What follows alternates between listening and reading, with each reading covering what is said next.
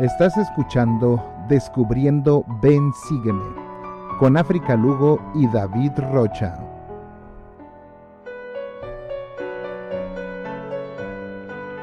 Las opiniones vertidas en este programa son de exclusiva responsabilidad de quienes las emiten y no representan necesariamente el pensamiento de la Iglesia de Jesucristo de los Santos de los Últimos Días.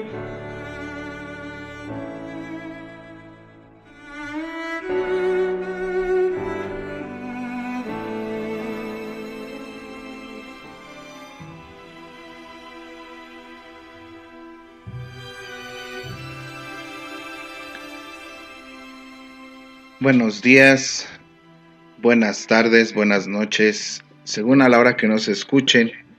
Yo soy Iván Rocha y les agradezco mucho la oportunidad que nos dan de poder estar en una ocasión más con ustedes, compartiendo más acerca del Evangelio y de este programa que es Ven Sígueme. Como siempre están conmigo David Rocha. Buenos días, buenas tardes, buenas noches. África Lugo. Saludos a todos los que nos escuchan, muchas gracias por este tiempo. Y Sheila.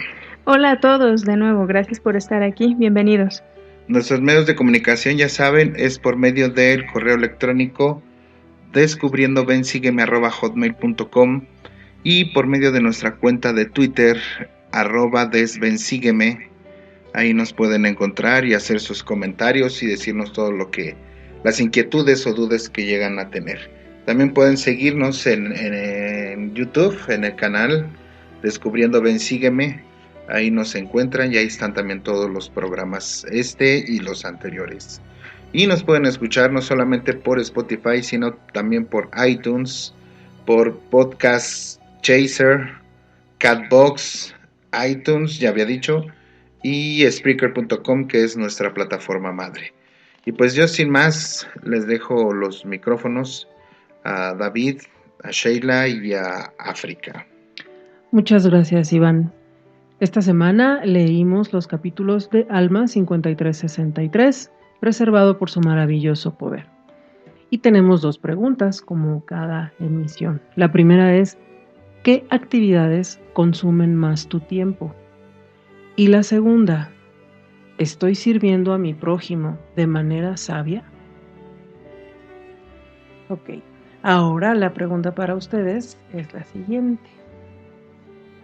En escala del 1 al 10, ¿qué tan ocupados están?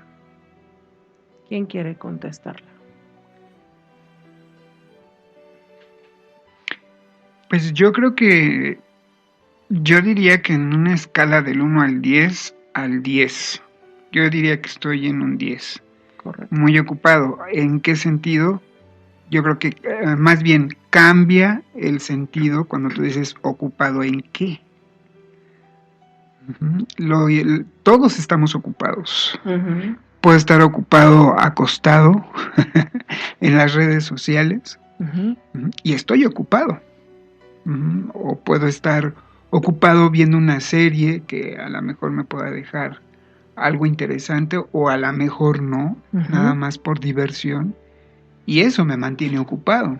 Entonces yo digo que estamos ocupados. Aquí yo creo que la segunda pregunta sería ¿ocupados en qué? Justamente de eso vamos a hablar. Shay. Depende, porque hay días en los que creo sí estar muy ocupada y hay días en los que espero a que algo me ocupe. Entonces, depende. Ok, Iván.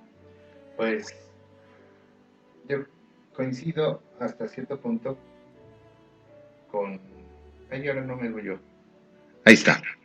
Coincido hasta cierto punto con David en el aspecto de que depende qué es lo que nos ocupe, ¿no? Uh-huh. Por ejemplo, yo ahorita por la situación estoy trabajando 15 días y en resguardo otros 15 días. Durante los 15 días de trabajo pues me entretiene mi trabajo y un poco el llegar a casa y descansar de mi trabajo, Okay, ¿no? Sí. Y pues cuando estoy en resguardo pues me ocupo en pequeñas cosas de aquí de la casa, ¿no? Ok, muchas gracias. En estos capítulos finales de Alma se nos presenta a unos maravillosos jóvenes guerreros que lucharon por la libertad de los nefitas. También profundizamos en los personajes nobles, tanto el capitán Moroni como Pauran, el juez superior y gobernador del pueblo nefita, mediante la lectura de las cartas que escribieron el uno al otro durante algunos de los momentos más peligrosos para los nefitas. Así que tomen sus escrituras y quédense con nosotros. La semana pasada hablamos sobre la causa de los cristianos y el título de libertad. El capitán Moroni se encontraba ocupado con una lista muy grande de pendientes. Vamos a leer Alma 51, versículo 22. Pero he aquí, ocurrió que mientras Moroni estaba resolviendo las guerras y contiendas entre los de su propio pueblo, e imponiéndoles la paz y la civilización, y haciendo arreglos para prepararse para la guerra contra los lamanitas, he aquí, estos habían entrado en la tierra de Moroni, que estaba situada junto al mar. Debido a esto, los lamanitas tomaron ventaja y comenzaron a tener mucho éxito. Vamos ahora a Alma 51, versículo 26. Y así avanzó, apoderándose de muchas ciudades, la ciudad de Nefía y la ciudad de Leí, y la ciudad de Moriantón y la ciudad de Omner y la ciudad de Gid y la ciudad de Mulek, todas las cuales se hallaban situadas en las fronteras del este junto al mar. Aquí, si se fijan, está hablando en primera persona ese versículo. Se refiere en específico a Amaliquía. La pregunta de por qué en escala de 1 al 10 qué tan ocupados están es porque a Moroni le estaba llevando tiempo estas ocupaciones. Vamos ahora, por favor, al capítulo 53, versículos 8 y 9. Y aconteció que los ejércitos de los lamanitas sobre el mar del oeste, hacia el sur, durante la ausencia de Moroni, motivada por algunas intrigas entre los nefitas, las que causaron disensiones entre ellos, habían ganado algún terreno a los nefitas, sí, al grado de que se habían apoderado de varias de sus ciudades en aquella parte de la tierra, y así, por causa de la iniquidad entre ellos, sí, por las disensiones e intrigas entre ellos mismos, los nefitas se vieron en las más críticas situaciones. David, ¿cuál es el problema de los nefitas? Por favor, explícanos esto. Mira, aquí yo creo que tenemos una enseñanza en la que tenemos que meditar y analizar bastante. Hay que recordar que teníamos el pueblo, tanto nefita como lamanita, estaba muy polarizado. Por un lado teníamos a los lamanitas, que tenían caudillos que eran sanguinarios, eran hombres sin escrúpulos, o mercenarios, personas que deseaban el poder y que no les importaba la efusión de sangre, cuánta gente pudiera morir para que ellos pudieran lograr sus objetivos personales. Pero por el otro lado vemos hombres admirables, hombres ejemplares, como en el caso del capitán Moroni, el Amán, Paorán y muchos tantos que está mencionando el libro de Mormón, en estas batallas, que eran hombres que no únicamente tenían cierto tipo de cualidades, sino que eran hombres que realmente valoraban la vida humana, y a ellos les dolía tanto ver cómo moría su propia gente, los nefitas, como también los lamanitas, porque ellos sentían muchísimo tener que usar la espada en contra de sus hermanos. Y lo más terrible era que ellos tuvieran que morir en la condición deplorable o de caída en la que ellos estaban viviendo. Así es. Pero, y ellos tenían este tipo de seres especiales, ¿no? de caudillos increíbles. Pero ¿por qué empezó a menguar? ¿Por qué empezaron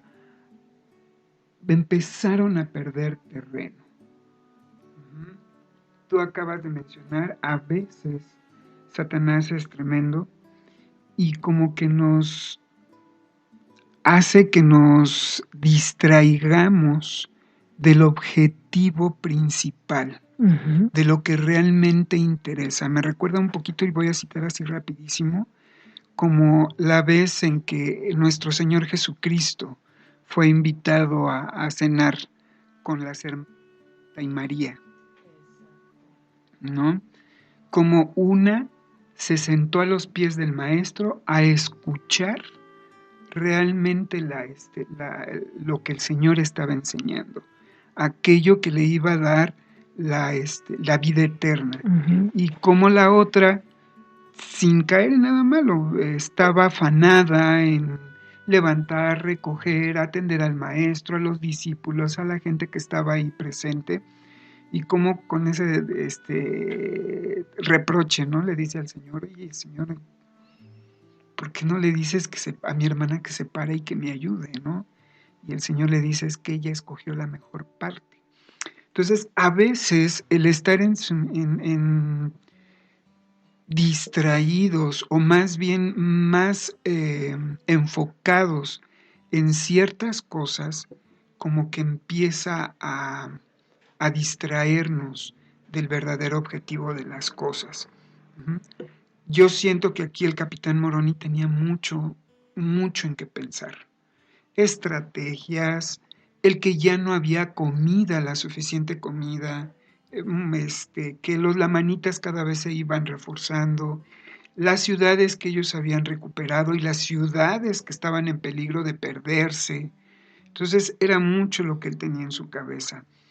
Y fíjate que es algo bien especial, el saber que hoy en día, así como existen hombres como los caudillos lamanitas, hombres sin escrúpulos, también existen hombres como el capitán Moroni. Y yo creo que todos podemos dar testimonio de que nuestros obispos, de que tenemos a veces presidentes del quórum de élderes, presidentas de la Sociedad de Socorro, que están dando de su tiempo y que, a diferencia de estos caudillos lamanitas, ellos sacrifican su situación personal, sus intereses personales por el bienestar de otras personas, y no solamente el bienestar espiritual, sino también el bienestar físico. Uh-huh. Entonces ahora nos preguntamos, bueno, si tenían los nefitas tenían este tipo de caudillos increíbles, hombres inspirados, hombres que se dejaban guiar por el Espíritu, ¿por qué estaban perdiendo? ¿Por qué los lamanitas les estaban ganando terreno? Y ellos cada día estaban más ¿Débiles? En derrota, más débiles. Fíjate que el hermano Hugh Windernavel, quien es un profesor y catedrático de la Universidad de Brigham Young, que ha sido uno de los mejores estudiosos de la doctrina del Libro de Mormón, él menciona algo muy importante. Uh-huh. Los lamanitas no eran el problema de los nefitas.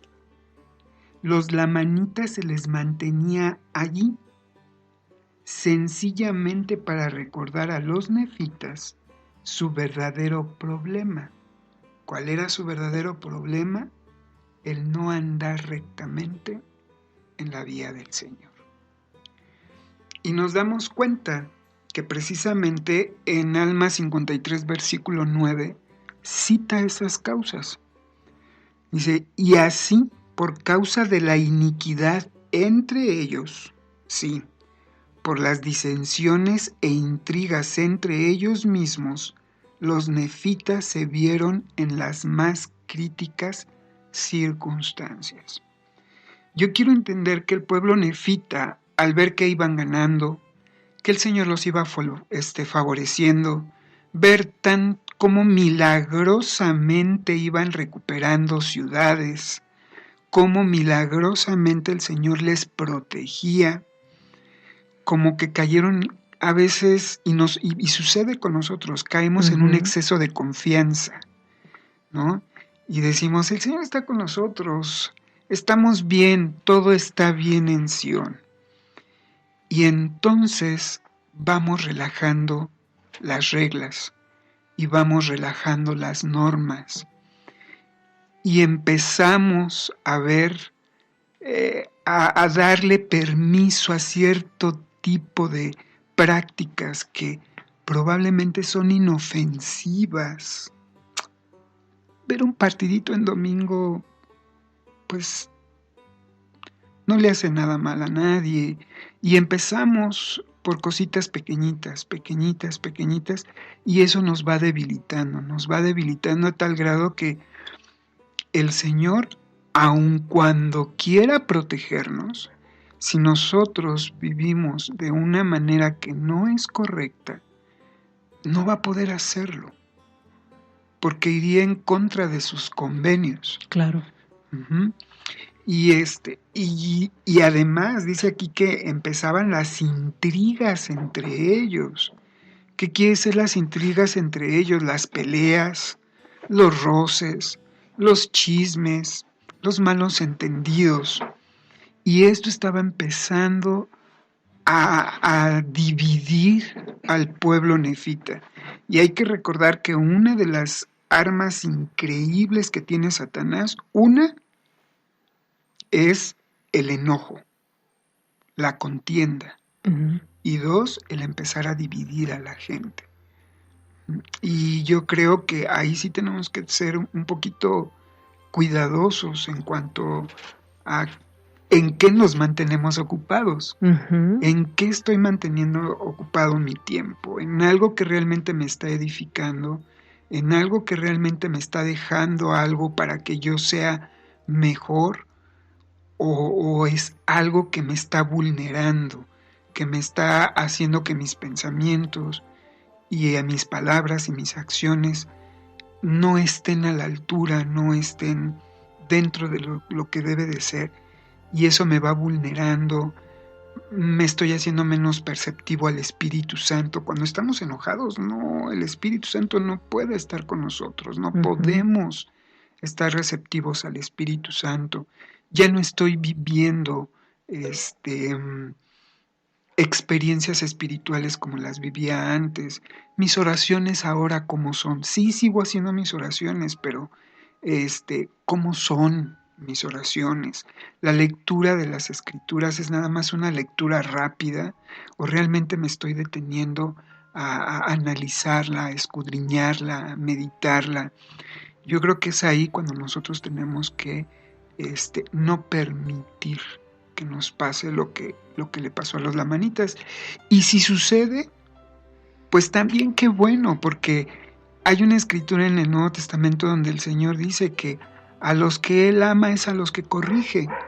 Entonces, si el Señor me está corrigiendo es porque me ama, porque me quiere. Exacto. Y porque desea que yo rectifique algo que no estoy haciendo bien. Exactamente.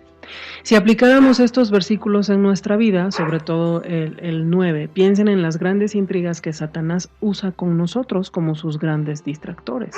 Es decir, tal vez no seamos tentados a robar un banco, por ejemplo, pero él es tan astuto que por medio de esas pequeñas distracciones que acabas de mencionar o argumentos, nos aleja de lo que debemos hacer. Otro ejemplo de ello es que dejamos de servir a los demás, ponemos poca atención a nuestros familiares, le damos más prioridad a las redes sociales, etc.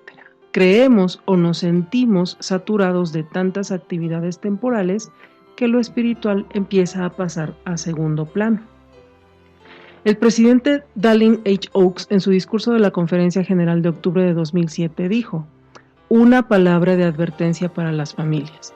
Supongan que los líderes de la iglesia disminuyan el tiempo que se requiere para las reuniones y actividades de la iglesia con el fin de aumentar el tiempo disponible para que las familias estén juntas. Eso no logrará el objetivo deseado a menos que cada uno de los miembros de la familia, especialmente los padres, actúe con determinación para incrementar la unidad familiar y el tiempo que se dedique a cada uno. Los deportes programados en equipo y los juegos tecnológicos como los videojuegos e Internet ya se están adueñando del tiempo de nuestros niños y jóvenes. Navegar por Internet no es mejor que servir al Señor o fortalecer a la familia. Algunos hombres y mujeres jóvenes están faltando a las actividades de la iglesia o no están disponibles para la familia por participar en ligas de fútbol o por buscar diversas formas de diversión. Muchos jóvenes están divirtiéndose hasta la muerte espiritual. Algunos usos del tiempo individual y familiar son mejores y otros son excelentes. Debemos abandonar algunas cosas buenas a fin de elegir otras que son mejores o excelentes porque desarrollan la fe en el Señor Jesucristo y fortalecen a nuestra familia. Me llama la atención que este discurso es de hace 13 años. Exactamente. Y entonces, hoy, ¿cómo estamos, no? Bien, Moroni pensaba que estaba sirviendo a su pueblo de manera sabia y el resultado de esto lo leímos en el capítulo 51 y en el 52, pero vamos a recordar un poco. Los lamanitas encontraron a Amaliquía muerto en su tienda por Teancum. Entonces el hermano de Amaliquía, Amorón, se convierte en rey y ordena a los lamanitas mantener las ciudades que han conquistado. Morón instruye a Teancum retener a los prisioneros que han capturado y ordena fortificar la tierra de abundancia. Esta parte, David, en cuanto a fortificar, explícanos entonces si nosotros debemos de reforzar, ¿cómo lo podemos hacer? Fíjate que aquí hay una analogía que a mí me gustó muchísimo cuando yo la leí. En Alma 53, en los versículos 4 y 5, menciona cómo es que Moroni fortificaba las ciudades, en específico una ciudad que era la ciudad de abundancia. Y describe cómo eran esas fortificaciones, cómo eran esos parapetos o esas murallas que ellos construían. Dice, hasta que hubieron cercado la ciudad de abundancia con una fuerte muralla de vigas y tierra, de una altura extraordinaria. Fíjate, menciona dos cosas importantes. Menciona que es fuerte y de una altura extraordinaria. ¿Por qué era necesario volver a reforzar o subir esas murallas hasta una altura extraordinaria? ¿Por qué? Porque estaban viendo que los nefitas atacaban. Los lamanitas los atacaban. Si no podían, regresaban y traían refuerzos. Satanás trabaja de la misma manera. Satanás, cuando una persona es justa y cuando una persona está bien fortalecida y Satanás no puede con él se renueva, también se fortalece, va por refuerzos y regresa. Y entonces descarga todas sus mejores metrallas y todo su mejor armamento en contra de nosotros. Y entonces ahí, vamos a esperar tantito. Entonces ese es el motivo por el cual nosotros debemos de estar constantemente fortaleciéndonos. Fíjate que el elder Eyring mencionó algo muy importante. Dice, a medida de que vaya aumentando la intención de la fuerza que nos rodea, refiriéndose precisamente a las fuerzas negativas o las fuerzas que van en contra de del espíritu, dice, la fuerza espiritual que una vez fue suficiente ya no bastará. Y se pondrá a nuestra disposición, fíjate qué misericordioso es el Señor, dice, y se pondrá a nuestra disposición más crecimiento espiritual del que una vez consideramos posible. O sea que el Señor nunca nos va a abandonar. Claro que no. Siempre que pensemos y creamos que ya somos lo suficientemente fuertes, Satanás nos va a dar un revés, si es que nos confiamos. Pero qué especial es saber que el Señor nos va a dar la oportunidad de crecer más espiritualmente. ¿Y cuáles son esas oportunidades? Seminario, instituto, la lectura de las Escrituras. Aquí menciona en Alma, algo que se menciona más adelante.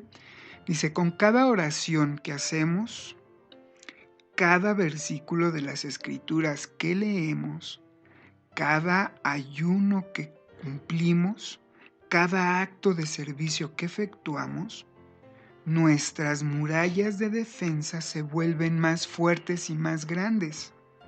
Satanás es el enemigo de toda la rectitud y se propone con gran afán echar por abajo nuestras defensas, por lo que nuestras fortificaciones personales deben de estar firmemente plantadas y las debemos fortalecer con regularidad.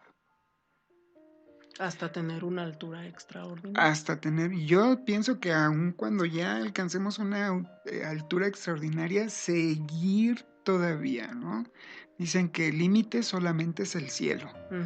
Entonces, no debemos de desperdiciar cualquier oportunidad que nosotros tengamos para podernos fortalecer.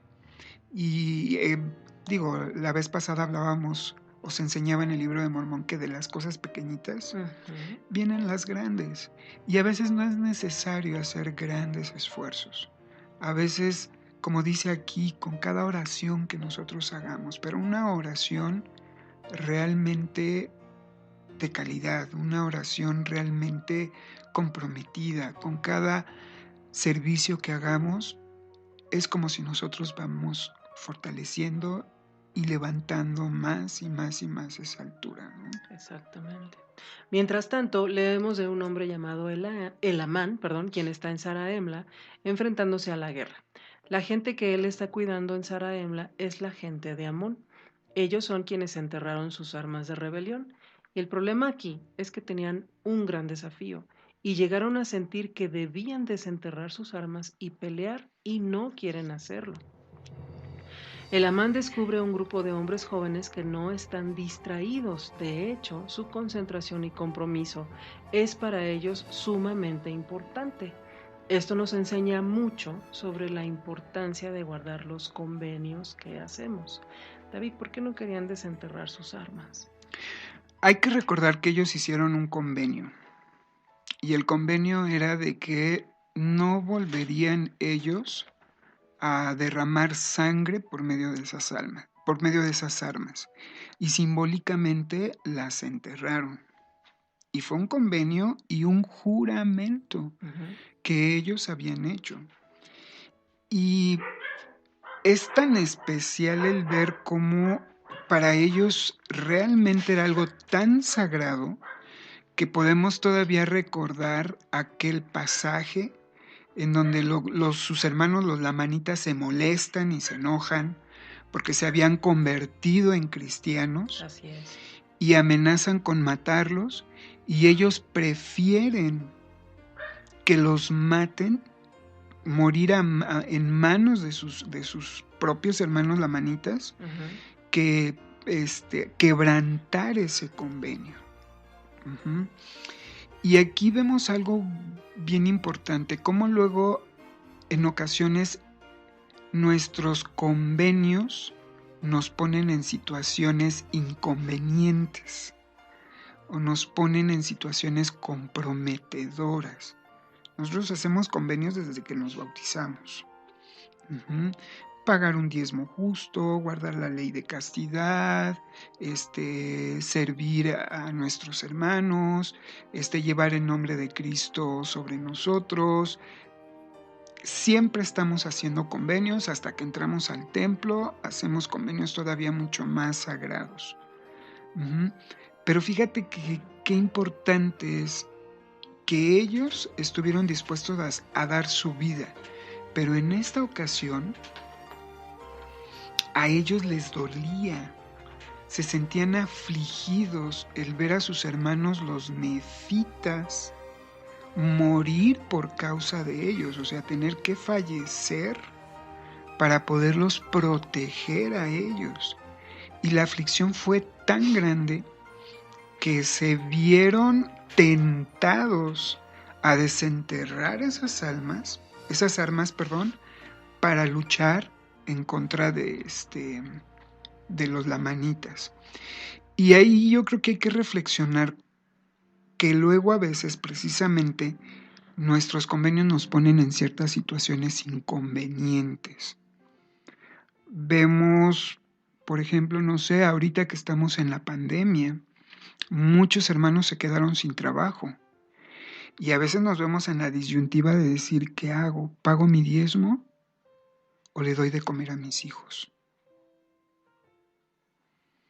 Y así podríamos citar muchos ejemplos en los cuales esos convenios nos ponen en una situación inconveniente. Pero ¿qué pasa cuando nosotros le damos más importancia a los convenios? Entonces se cumple aquella promesa donde dice el Señor, si cumplen, más bien yo estoy obligado con ustedes si cumplen, y si no cumplen ninguna promesa tenéis. Entonces ahí es en donde el Señor pone a prueba nuestra fidelidad, el mantenernos firmes, el mantenernos fuertes y confiar en las bendiciones de esos convenios. Estamos viendo, por ejemplo, el ejemplo de Abraham, cuando el Señor le pide que tiene que sacrificar a Isaac. Uh-huh. Y ahí él estaba, ahí vemos un ejemplo de cómo sus convenios lo ponen en una situación difícil, ¿no? Así es. Pero él confió en el Señor y decidió y dijo, el Señor proveerá. Y después de la prueba, entonces viene la bendición. Y ya cuando él estuvo a punto de matar a Isaac, pues vemos que encuentra el cordero enredado en el arbusto cerca de donde iba a ser el sacrificio. Uh-huh. Entonces, es ahí donde el Señor pone a prueba la fidelidad que nosotros tenemos a nuestros convenios. Aquí hay una cita del Elder Boyka Packer donde dice, cumplan con sus convenios y estarán a salvo, quebrántenlos y no lo estarán. No tenemos la libertad de quebrantar nuestros convenios y escapar a las consecuencias. Así es. Uh-huh. Bien, muchas gracias.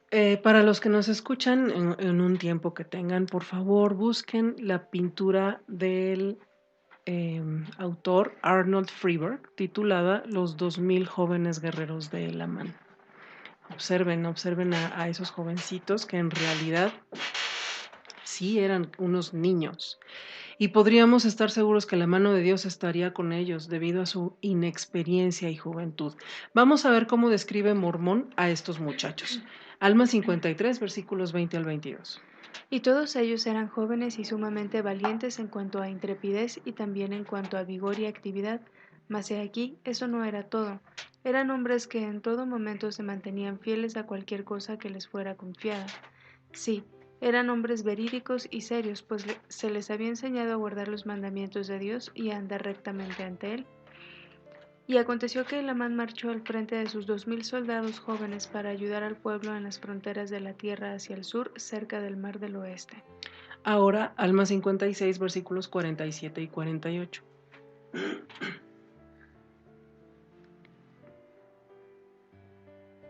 Vamos a seguir escuchando cómo describe Mormón a estos niños. Hasta entonces nunca habían combatido, no obstante no temían la muerte y estimaban más la libertad de sus padres que sus propias vidas. Sí, sus madres les habían enseñado que si no dudaban, Dios los libraría. Y me repitieron las palabras de sus madres diciendo, no dudamos que nuestras madres lo sabían. Y aconteció que me volví con mis 2000 jóvenes contra estos lamanitas que nos habían perseguido, y aquí los ejércitos de Antipas los habían alcanzado y había principado una batalla terrible. Es muy interesante leer en esta historia sobre mujeres que son madres y tienen que enviar a sus hijos a la guerra. Y es más interesante todavía leer que esas madres tienen mucha fe en el Padre Celestial y confían que volverán a casa. tal y como nuestro Padre Celestial nos ha enviado a la tierra. Y recordemos que eran las mujeres y madres que sabían sobre la muerte y destrucción y lo que los lamanitas, que ya mencionaste, eran capaces de hacer. Era el pueblo que prefería arrodillarse para morir en sus manos. Vamos a leer Proverbios 31:21. No teme por su familia cuando nieva, porque toda su familia está vestida de ropas dobles. Este es el proverbio de la mujer virtuosa, y ellas son esas madres. En este versículo, si se fijan, los que tienen sus escrituras en formato digital, hay una referencia que dice, en la palabra ropas, tiene una referencia que dice HEB. Si nos vamos a buscarla, dice posiblemente escarlata, es de hebreo. Se refiere a la expiación de Jesucristo. Exacto. Y no incluye solamente a su esposo e hijos, sino a toda su familia, su entorno y a todas las personas con quienes tienen contacto. Vamos ahora, por favor, a Alma 57, versículo 21. Sí, y obedecieron y procuraron cumplir con exactitud toda orden. Sí, y les fue hecho según su fe, y me acordé que de las palabras que según me dijeron sus madres les habían enseñado. Aquí vemos cómo era esa protección con ropas dobles. Y entonces viene otra pregunta. ¿Cumplimos con exactitud nuestros convenios? David, explícanos por qué los padres debemos ser un ejemplo de guardar los convenios. Aquí hay algo muy importante. Ya vimos cómo el pueblo de Amón había hecho ese convenio tan grande. Ya vimos, y lo hemos dicho reiteradas veces, que prefirieron perder la vida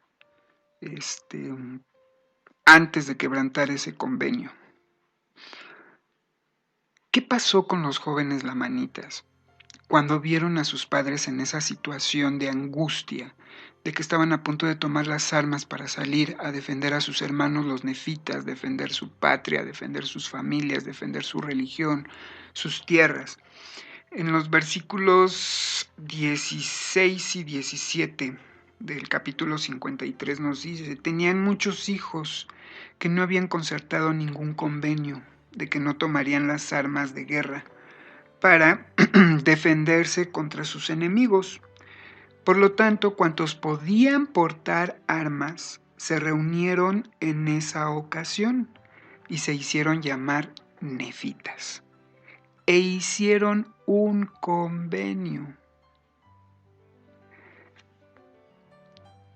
Como el ejemplo de sus padres del convenio, yo me puedo imaginar que estos jovencitos que estaban entre la edad de los, ¿qué te puedes imaginar? Entre los 15 y 20 años, 21, vamos a dejarlo todavía hasta los 25, entre los 15 y los 25 años. Me imagino yo que cuando se vivió esa escena de que muchos de, incluso yo creo que hasta muchos de sus padres, abuelos, murieron en manos de los lamanitas por no quebrantar ese convenio, pues estaban pequeñitos, y yo creo que para ellos fue una enseñanza tremenda para ellos, el ver cómo muchos de sus antepasados o de sus padres o de sus abuelos se sacrificaron por guardar ese convenio. ¿Y qué pasó? Los bendijo de tal manera que fueron jóvenes que estuvieron preparados para ellos hacer un convenio también. Es increíble ver jovencitos que salen a una misión con una mente tan clara de a qué van, por qué van, y con una objetividad en sus convenios, en sus metas, en lo que ellos van a realizar en la misión, que la verdad conmueve. Conmueve y se ve en su manera de vestir, de caminar, de hablar. es algo que no se puede ocultar. Uh-huh. ¿Cuál es esa gran bendición? En Alma nos dice, eran hombres que en todo momento se mantenían fieles a cualquier cosa que se les fuera confiado. ¿Y eso de quién lo aprendieron? De sus padres. Uh-huh. ¿Y eso por qué? Porque lo vieron desde pequeños. Es increíble ver, de las veces que he tenido la oportunidad de ir al templo, cómo hermanos van al templo a servir al templo, y cuando salen los reciben sus hijos pequeñitos que se quedaron afuera, jugando en los jardines del templo o en el centro para visitantes. Yo creo que esas son enseñanzas tremendas para estos niños, el decir, sí, mi mamá y mi papá iban constantemente al templo y damos testimonio de ello porque nos llevaban y nosotros los esperábamos cuando estaban ahí. O el ver que, el dar testimonio y decir, mis padres nunca faltaron a la iglesia, o siempre oraban. Siempre nos llamaban a hacer la oración familiar, o siempre cumplíamos con nuestras noches de hogar, o mi papá yo nunca lo escuché decir una mentira, o yo nunca escuché a mi papá hablarle de manera soez a mi mamá, siempre se hablaban con cortesía, todo eso es lo que los jóvenes van aprendiendo. Y fíjate que aquí hay algo muy importante.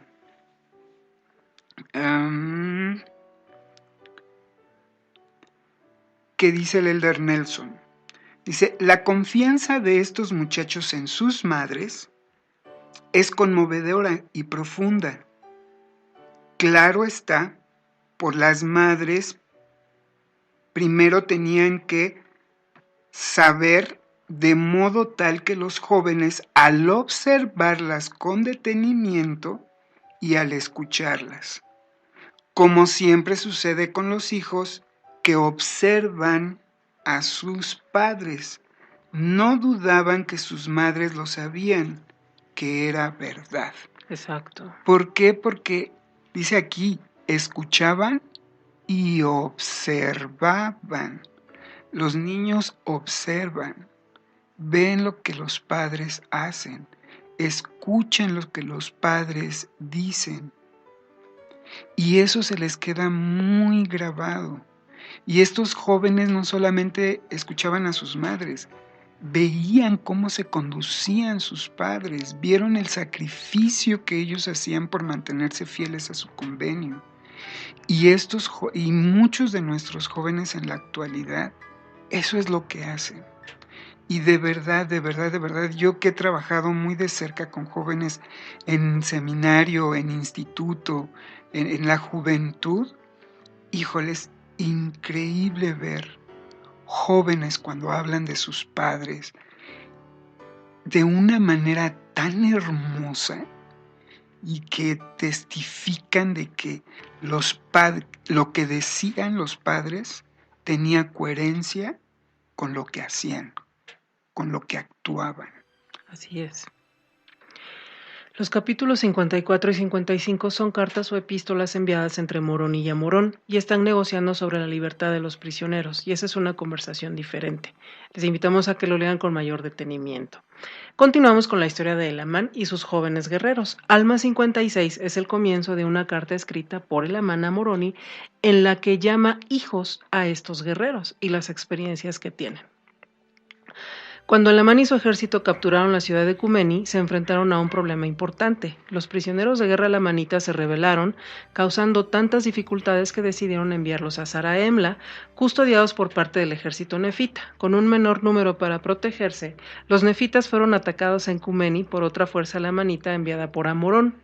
Los lamanitas estaban a punto de superar a los nefitas cuando los hombres que habían escoltado a los prisioneros volvieron a ayudar. Con esta fuerza adicional, los nefitas lograron derrotar a los lamanitas. el Amán atribuye el éxito nefita eventual en Cumeni a 1. El coraje y la firmeza de sus 2000 guerreros amonitas. 2. Su obediencia con exactitud a todas las órdenes. Y hay que recordar que ellos no tenían experiencia en la guerra. ¿No? Tenían que obedecer firme y fielmente. Si Moroni les decía a la derecha, era a la derecha.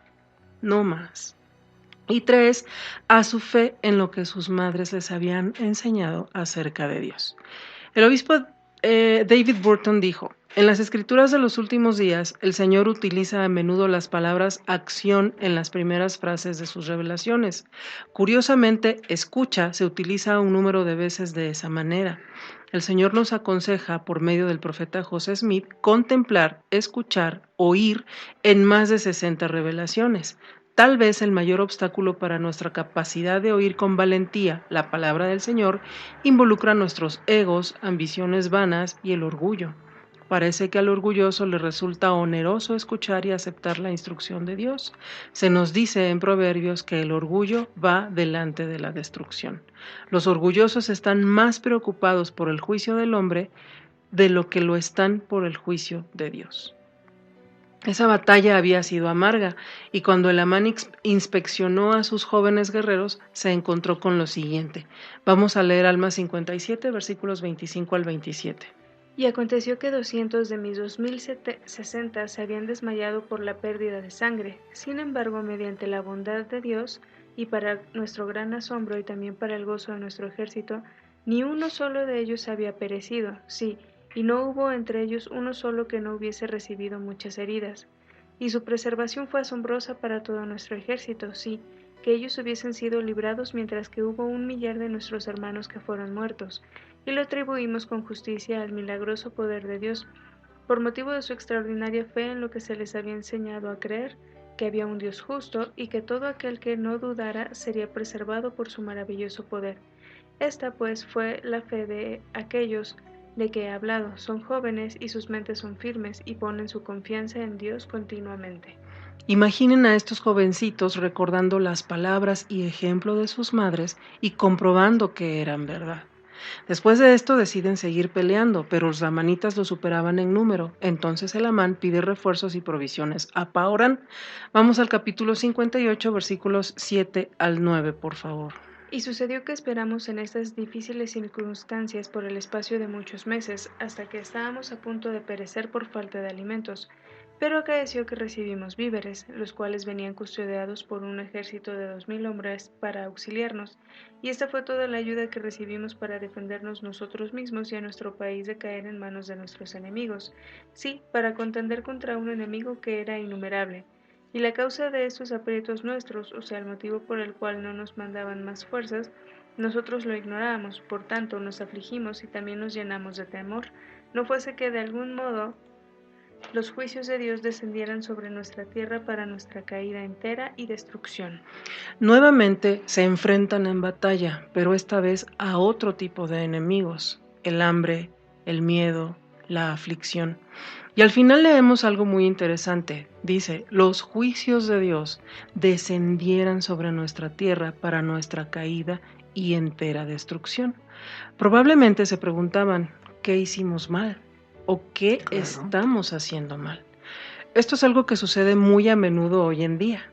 Si no prosperamos o recibimos la bendición que pensamos que debemos tener, la vida puede ser difícil y dura, y las personas buenas pasan por cosas malas. Empezamos a hacernos la misma pregunta: ¿estoy haciendo algo mal?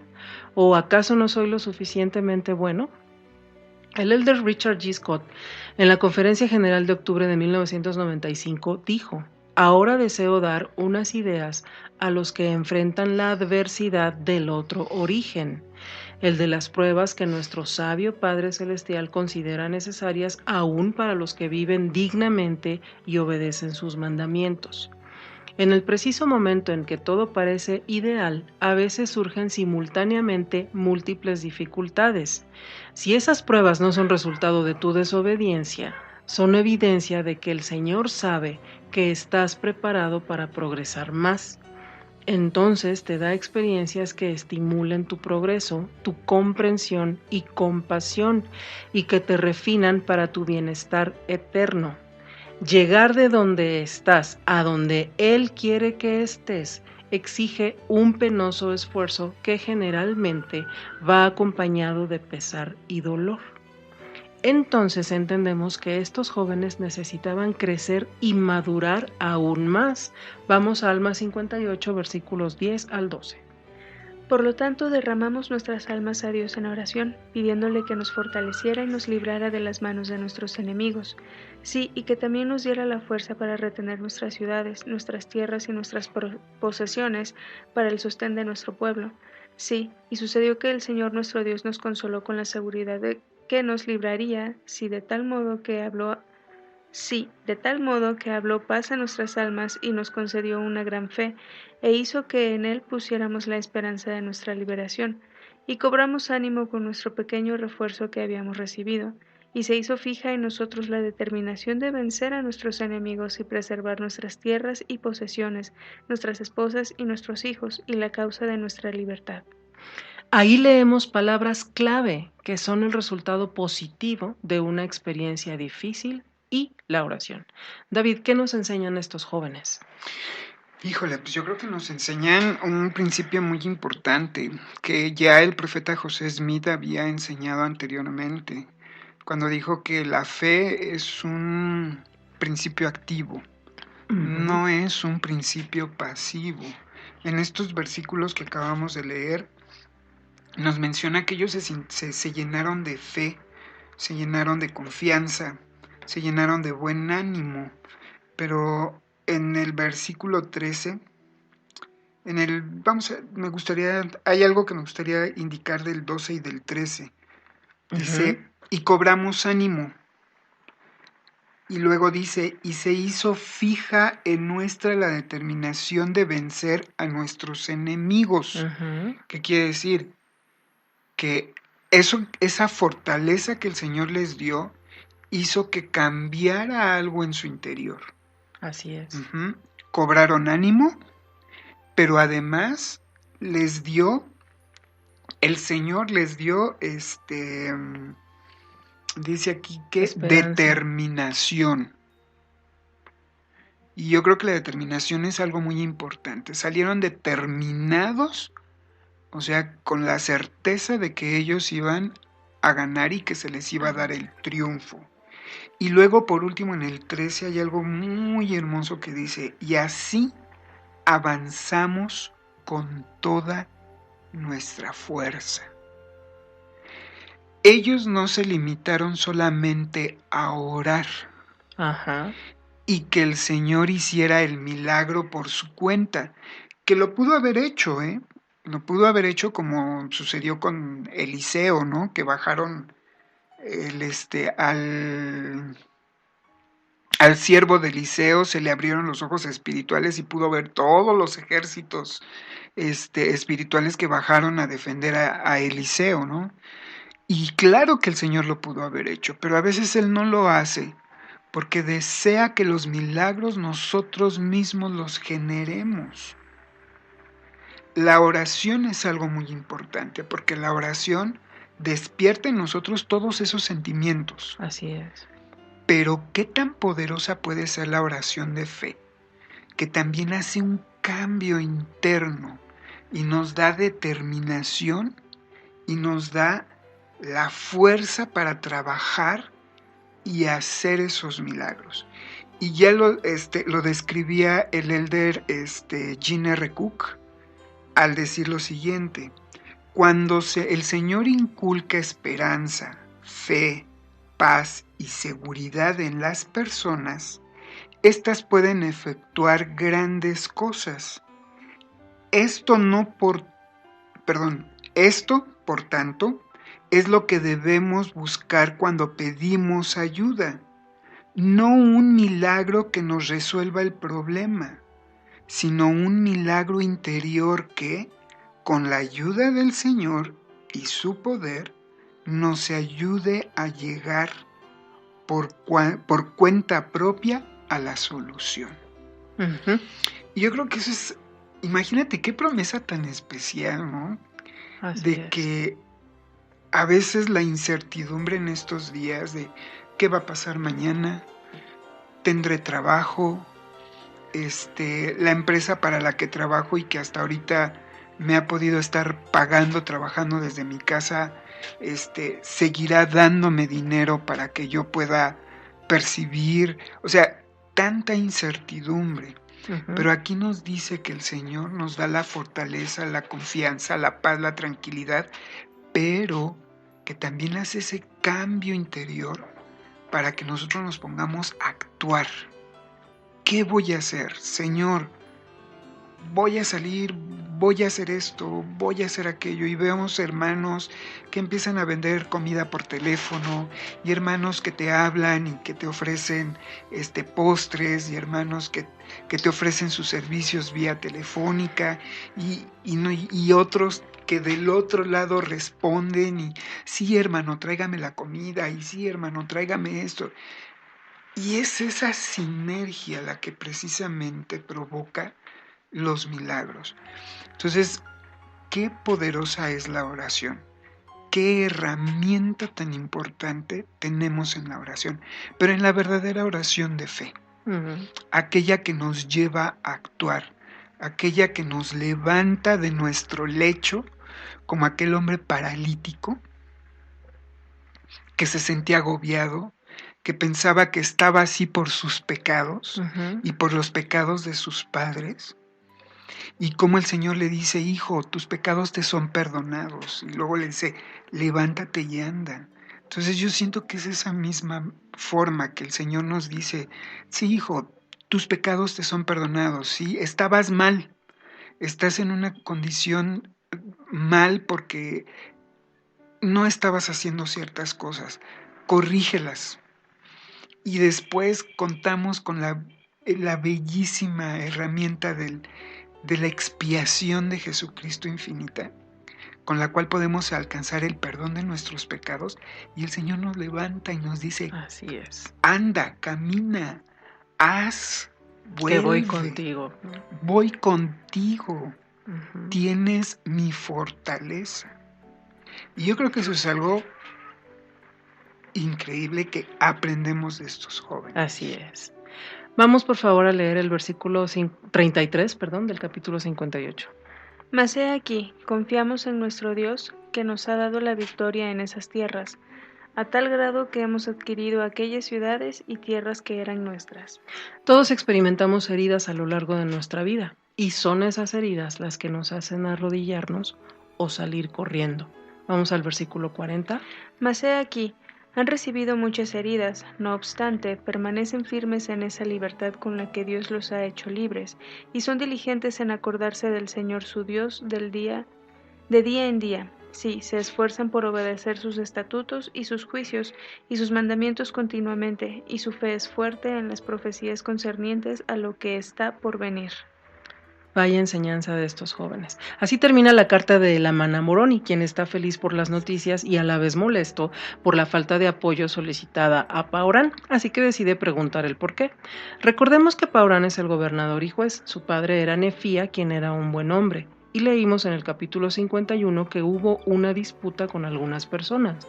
Ellos no querían que Paurán fuera el juez, pero se somete a votación y él recibe el mayor número de votos y obviamente se queda al mando. Moroni le escribe preguntando por qué no ha ayudado teniendo él toda la autoridad y el control. Vamos a Alma 60, versículos 22 y 23. Sí, ¿os sentaréis ociosos mientras os rodean millares? Sí, decenas de millares que también se sientan ociosos, mientras que alrededor en las fronteras del país millares están cayendo por la espada, sí, heridos y sangrientos.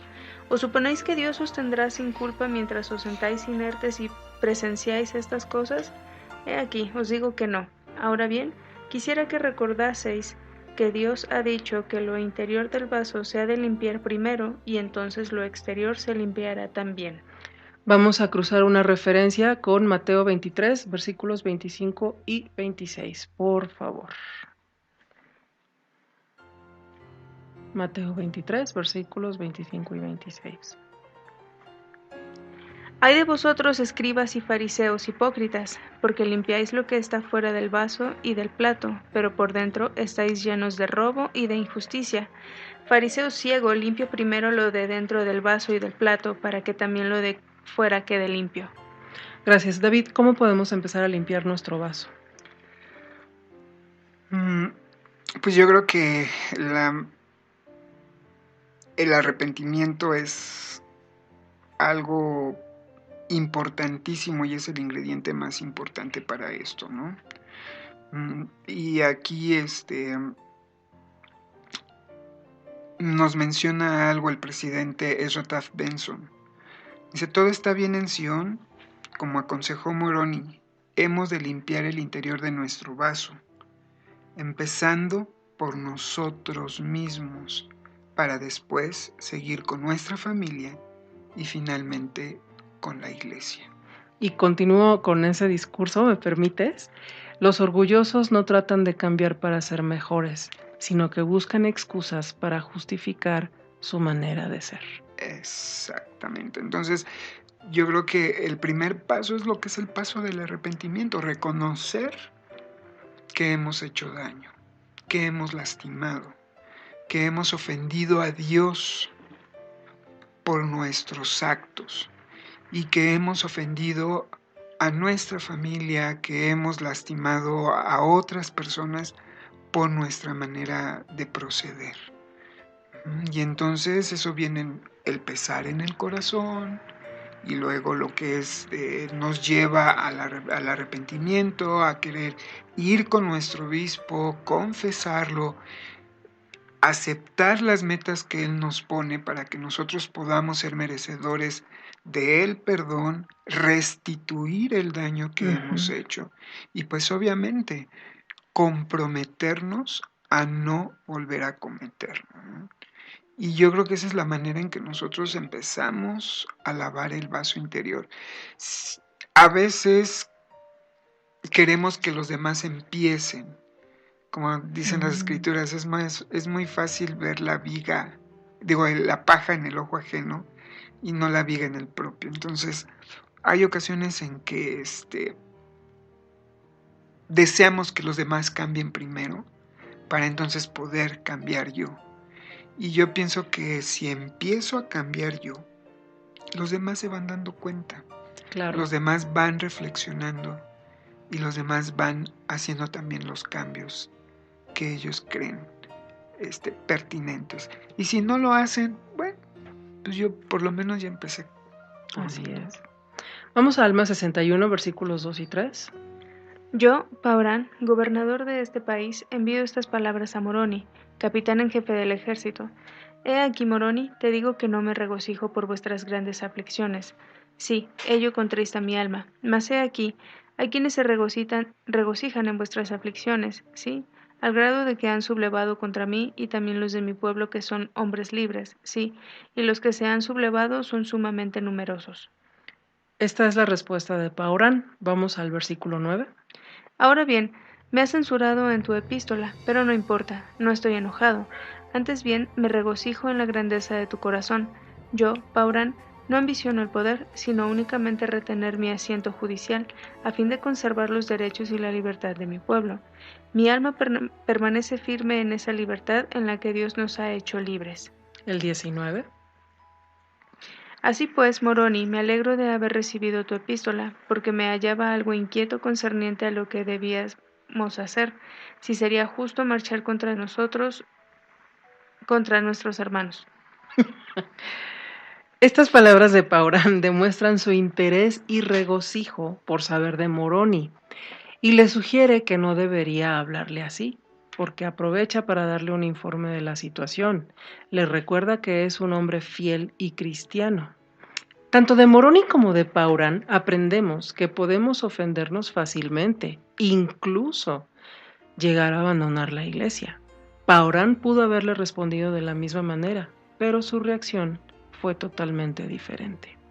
El elder Neil A. Maxwell dijo: hubo un intercambio de correspondencia entre Moroni, el capitán en jefe de los ejércitos, y Paurán, que era juez superior y gobernador de la tierra en una época de gran agitación.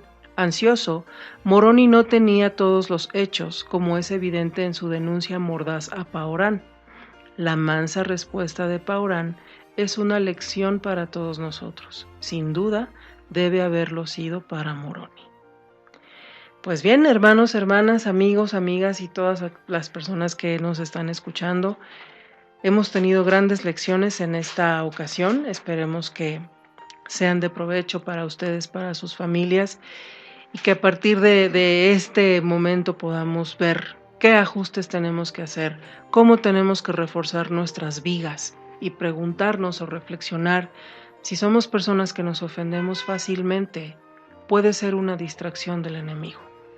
Muchas gracias a todos. Nos despedimos. David. Hasta luego, nos vemos. Y antes que nada quisiera también expresar mi emoción de que el templo se abre ya el 24, sí, el de la Ciudad de México, junto con otros 3 templos aquí en México, y Ciudad Juárez, Tijuana. También en otros países se abren ya otros. De hecho, ya en templos, algunos ¿no? países, sí. Por ejemplo, creo que en Asia ya abrieron desde hace un mes. Digo, en fase 1, pero sí. Ya quiere decir que ahí vamos. ¿No? Pero no por eso dejemos de cuidarnos y de poner atención a las normas de higiene. Usen cubrebocas, lávense las manos, gel antibacterial, sana distancia, sanitizar nuestros hogares y nuestros automóviles cada que salgamos a la calle. Así es, Shay. Hasta luego a todos y no se les olvide seguirnos por YouTube, Descubriendo Ven, Sígueme. Hasta la próxima. Bueno, pues muchas gracias. Nos estamos escuchando la próxima emisión. Y pues como siempre, gracias por compartir esta lección con nosotros. Nos retiramos y nos escuchamos a la próxima. Adiós, pasen buen día, buena tarde o buena noche.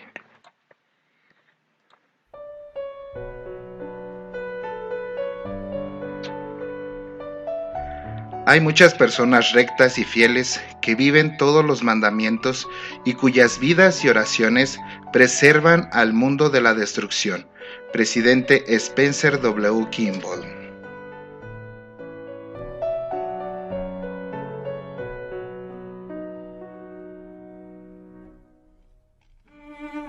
Esto fue Ven Sígueme, un programa más de Chilango Radio Net.